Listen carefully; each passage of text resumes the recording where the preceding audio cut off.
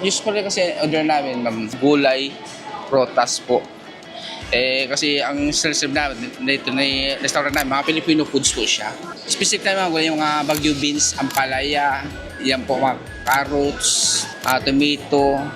In-order namin siguro, sumabi ka mga almost 37 items po na order namin sa kanya. Hindi pa doon kasama yung mga protas po doon. Sa palengke ko naman kasi ma'am, nabibigay nila naman sa amin yung magandang deliver sa na umaga po. Bukod pa doon, yung mga kasi items po nila, pasok naman po sa standards namin.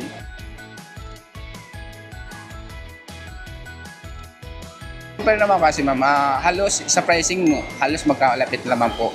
Bukod doon kasi, nagko-comment kayo sa mga, yung sa time po talaga. Kasi pag late po talaga sa amin ma'am, kami din nahirapan. Kinakausap namin muna sa sales nila, yung mga items pa nila, kung kaya ba nila ito i-provide. Ang palay, halimbawa, ma'am, itong gusto namin items to. Yung malinis po siya, yung mahaba. Kasi may mga certain items tayo, ma'am, na yung ampalay, may mga maiksi po siya na legit po na hindi ipasok sa standards po namin.